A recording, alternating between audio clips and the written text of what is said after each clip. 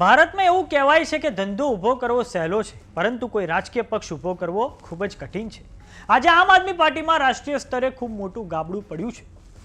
આમ આદમી પાર્ટીએ સંસદના ઉપલા ગૃહ રાજ્યસભામાંથી તેના કુલ 10 સાંસદોમાંથી 7 સાંસદોએ પાર્ટીમાંથી રાજીનામું આપીને હવે ભારતીય જનતા પાર્ટીમાં જોડાવાની જાહેરાત કરી છે. તો આજે આપણે આ વિડીયોમાં જાણીશું કે આમ આદમી પાર્ટીની 2012ના વર્ષમાં સ્થાપના થઈ ત્યારથી લઈને અત્યાર સુધીમાં કયા નેતાઓએ આ પાર્ટી છોડી દીધી છે. તો આવો જાણીએ સમાચાર વિસ્તારથી. નમસ્કાર, જમાવટ સાથે હું છું પાર્થ.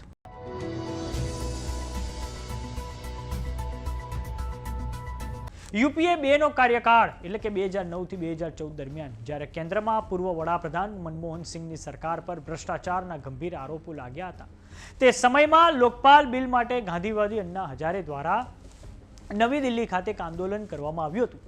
આ આંદોલનમાંથી ઊભી થયેલી પાર્ટી એટલે આમ આદમી પાર્ટી. આમ આદમી પાર્ટીની સ્થાપના વર્ષ 2012માં અરવિંદ કેજરીવાલ દ્વારા કરવામાં આવી હતી. આમ આદમી પાર્ટીએ ત્યારબાદ 2015માં દિલ્હી વિધાનસભાની ચૂંટણીઓ જીતીને પૂર્ણ બહુમતવાળી સરકાર દિલ્હીમાં બનાવી હતી. જોકે આ પછીથી અત્યાર સુધીમાં ઘણા બધા નેતાઓએ આમ આદમી પાર્ટીને ટાટા બાય બાય કહી દીધા છે. સૌપ્રથમ વાત કરીએ યોગેન્દ્ર યાદવ અને પ્રશાંત ભૂષણની, તો તેઓ આમ આદમી પાર્ટીના ફાઉન્ડિંગ મેમ્બર હતા. તેમને એન્ટી પાર્ટી એક્ટિવિટી એટલે કે પાર્ટી વિરોધી ગતિવિધિઓ માટે તેમને કાઢી મૂકવામાં આવ્યા છે. આ પછી શાજિયા ઇલ્મીએ વર્ષ 2014માં આમ આદમી પાર્ટીને ટાટા બાય બાય કહી દીધા હતા અને આ પછી તેઓ ભારતીય જનતા પાર્ટીમાં જોડાઈ ગયા છે. આ પછી વાત કરીએ આશુતોષ કે જેઓ એક પ્રખ્યાત પત્રકાર હતા. તેમણે પણ વર્ષ 2018માં પાર્ટી છોડી દીધી હતી.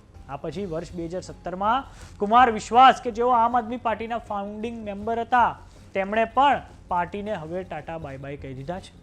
આ પછી વાત કરીએ અરવિંદ કેજરીવાલ. જ્યારે દિલ્હીના મુખ્યમંત્રી હતા ત્યારે તેમની કેબિનેટમાં ઘણા મંત્રીઓ જે ત્યાં કાર્યરત હતા તેમણે પણ હવે આમ આદમી પાર્ટી છોડી દીધી છે. જેમ કે કૈલાશ ગેહલોત કે જેઓ આમ આદમી પાર્ટીનો નવી દિલ્હીમાં જાટ ચહેરો હતા, તેમણે પાર્ટી છોડી દીધી છે.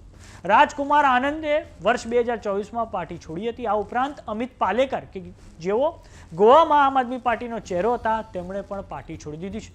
આ ઉપરાંત 2025ના ફેબ્રુઆરીમાં દિલ્હી વિધાનસભાના ઇલેક્શન પહેલા સિટિંગ 8 ધારાસભ્યોએ પણ પાર્ટી છોડી દીધી હતી અને હવે રાજ્યસભાના 7 આમ આદમી પાર્ટીના સાંસદો હરભજન સિંહ, સ્વાતિ માલીવાલ, રાઘવ ચડ્ઢા, અશોક મિત્તલ, સંદીપ પાઠક, વિક્રમ સાની, રાજિંદર ગુપ્તાએ હવે આમ આદમી પાર્ટીને ટાટા બાય બાય કહી દીધા છે અને આ સાંસદો આગામી સમયમાં ભારતીય જનતા પાર્ટીમાં જોડાશે તેવી જાહેરાત પણ હવે તેમના દ્વારા કરવામાં આવી છે.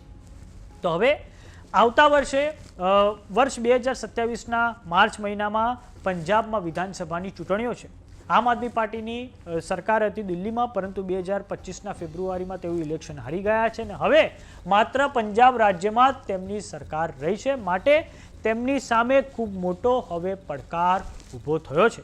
આપને જણાવી દઈએ કે થોડાક સમય અગાઉ જ આમ આદમી પાર્ટીને રાષ્ટ્રીય પાર્ટીનો દરજ્જો મળ્યો હતો, પરંતુ હવે જે રીતે નેતાઓ પાર્ટી છોડી રહ્યા છે તે જોતે એવું લાગી રહ્યો છે કે આવનારો સમય આમ આદમી પાર્ટી અને ખાસ કરીને તેના સુપ્રીમો અરવિંદ કેજરીવાલ માટે ખૂબ કઠિન હશે. ત્યારે વાત કરીએ ગુજરાતની, તો ગુજરાતમાં આમ આદમી પાર્ટીએ જે સ્થાનિક સ્વરાજ્યની ચૂંટણીઓ માટે પરમ દિવસે મતદાન થવાનું છે તેમાં તમામ 10,000 બેઠકો પર એક સાથે તેમણે એકલા હાથે પોતાના ઉમેદવારો ઊભા રાખ્યા છે. ત્યારે જોવાનું એ રહે છે કે આમ આદમી પાર્ટી ખરેખર શું સત્તાધારી પક્ષ ભારતીય જનતા પાર્ટીને ટક્કર આપી શકે છે કે કેમ, તે તો ભવિષ્યના ગર્ભમાં છે. તો સમાચારોમાં અત્યારે બસ આટલું. જોતા રહો જમાવટ. જો તમે અમને યુટ્યુબ પર જોઈ રહ્યા તો સબસ્ક્રાઇબ કરો, જો તમે અમને ફેસબુક પર જોઈ રહ્યા તો ફોલો કરો, સાથે જ અમારી વોટ્સએપ ચેનલ આવી ગઈ છે, જોઈન કરવાનું ના ભૂલતા. નમસ્કાર.